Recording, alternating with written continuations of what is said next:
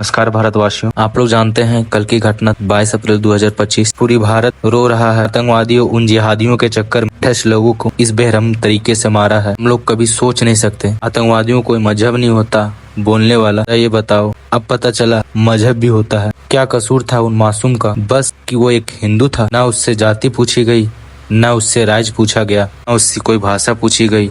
बस वो एक हिंदू था। कलमा पढ़ो नहीं तो मारे जाओगे। इस हिंदू के देश में भी कलमा पढ़ा जाएगा? अरे वाह। पहले बंगाल में हिंदुओं का घर जलाया गया, उन मासूमों को कश्मीर में इतनी बेरहमी से मारा गया कि हम लोग कभी सोचे नहीं थे। देखो आतंकवादियों, आज 27 मारे हो तो कल 2700 मारे जाओगे। ये हमारा हिंदुस्तान की आवाज है। इस वीडियो के माध्यम से हम पूरे हिंदुस्तान को, भारतवासियों को यह संदेश देना चाहते हैं कि अब हम लोग को बता देना है कि हम हिंदुस्तानी, हम सनातनी भी किसी से कम नहीं है। हम भी बता देंगे कि हमें भी ईंट का जवाब पत्थर से देना आता है। पाकिस्तान मुर्दाबाद। अपनी बातों पर भारत माता की, पाकिस्तान जब देश विभाजन हुआ था उसी समय से पाकिस्तान के द्वारा पालित पुष्पित आतंकवादी इस देश में पाके खून की नदियां होलियां बहा रही।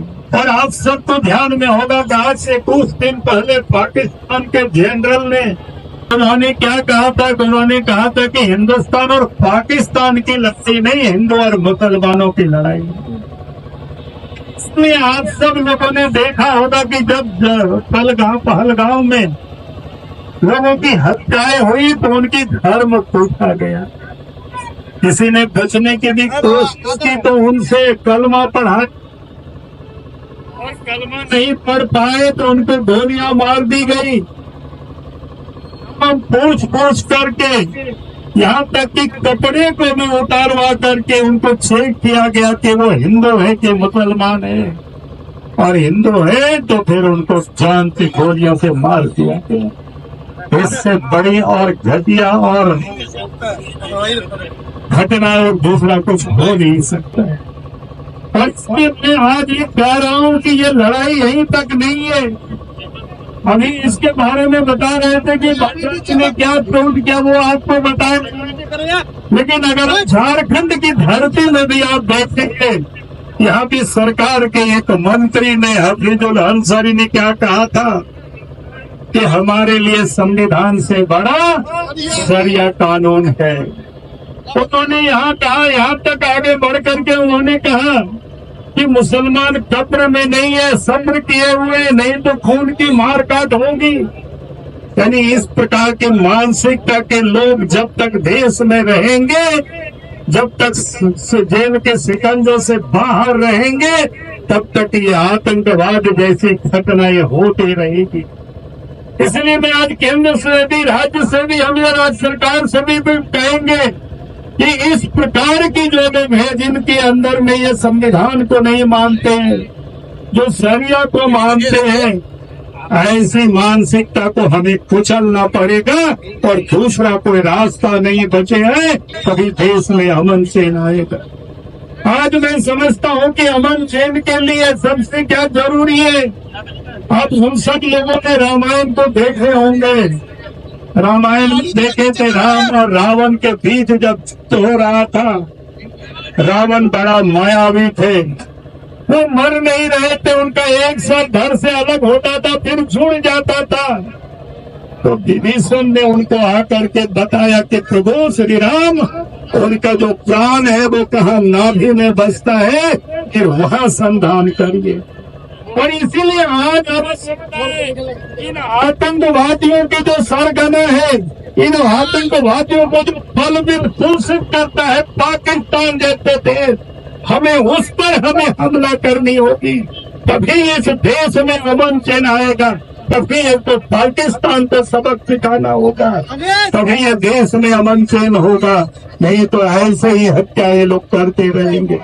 इसलिए आज वो समय आ गया है कि हमें इस बात को बिताने की, कि आज हम सबको ये विचार करना है, इस देश के अंदर में भी जो लोग हैं जो बार बार इस बात को कहते हैं कि हमें ये करना चाहिए, कभी वो करना चाहिए, यानी इस प्रकार के जो तत्व है, देश को तोड़ने वाले तत्व है, जो समाज को तोड़ने वाले तत्व है, अलग से अपने लिए जो विधान चाहते हैं, वैसे जो मानसिकता है, उस देश से वैसे लोगों को हमें पहचानना होगा, वैसे लोगों के ऊपर हमें कार्रवाई करनी होगी, तभी यह देश में अमन चैन आएगा और तभी वो जो शहीद हुए हजारों लोग, तभी उनकी आत्मा को ये शांति मिलेगी। नहीं तो ऐसे जो दुष्ट करने वाले लोग हैं, दुष्ट लोग हैं, उनको दुष्टों को हमें उनको दुष्टता से ही सजा देनी होगी। यही आज की तारीख में जरूरत है और इसलिए भारतीय जनता पार्टी ने तय किया कि हम सिर्फ रांची में नहीं, राज्य व्यापी इसका हम विरोध करेंगे, ताकि इस राज्य के अंदर में भी और जनता को भी सड़क पर आनी है। यही आज की तारीख आज के लिए आवश्यक है। इन्हीं शब्दों के साथ मैं अपनी बातों को समाप्त करता हूँ। बहुत बहुत धन्यवाद। जय हिंद, जय झारखंड, जय। हर नाम से पाकिस्तान का लेना देना नहीं है, लेकिन वो पूछ कर मार रहे हैं। जब पाकिस्तान को आतंकवाद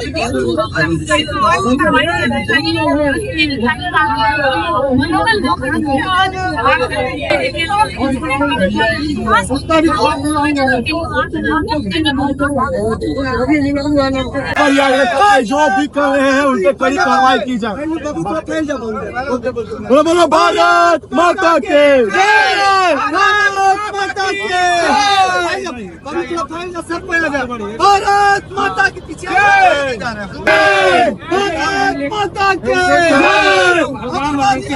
फांसी दो, फांसी दो, फांसी दो, फांसी दो, फांसी दो, मुर्दाबाद, मुर्दाबाद, मुर्दाबाद, फांसी दो, फांसी दो, फांसी दो, आतंकवाद मुर्दाबाद, आतंकवाद मुर्दाबाद, मुर्दाबाद, मुर्दाबाद। मोदियों के साथ जो कहना हमला करके टूरिस्ट और घूमने उसके विरोध में आज पार्टी के माध्यम से आज सभी हम विरोध प्रदर्शन का काम किया है। हम भारत सरकार से मांग करते हैं कि जितने चिताएं हमारे घर में गिरे उनके भी घर में जीना चाहिए और आतंकवाद का निपटारा भारत से होना पड़ेगा। तो भारत सरकार को ये करना पड़ेगा, तब तक भारत के लोग चैन से नहीं बैठने का काम करेंगे। देखिए ये पूरे जो सेनानी लोग जो घूमने गए थे, टूरिस्ट को मारा है, जो भी मारा, आतंकवादी मारा, पाकिस्तान मारा, भारत सरकार से मांग करते हैं उसको पकड़ कर आतंकवाद को जल्द से खत्म करने का काम। आतंकवादियों को फांसी दो, फांसी दो, फांसी दो, आतंकवादियों को फांसी दो, फांसी दो, फांसी दो। घटना घटी बहुत ही शर्मनाक घटना है। आतंकवादियों द्वारा ये दोस्तों को जो निहत्था वाले लोगों को गोली मार दिया गया, बहुत ही वो भी जात के आधार पे किसी को गोली मार दिया गया। बहुत शर्म की बात है। मैं सरकार से मांग करता हूँ कि जो आतंकवादी पकड़ा है उसे जिंदा जला दिया जाए। मैं पाकिस्तान जैसे नामर्दों को मैं बार बार ये कहना चाहता हूँ कि दम है तो सामने आके फाइट करे, सामने अपनी बातों को रखे। इन निहत्था लोगों पे अत्याचार करना, ये आतंकवाद को बढ़ावा देना बंद करे।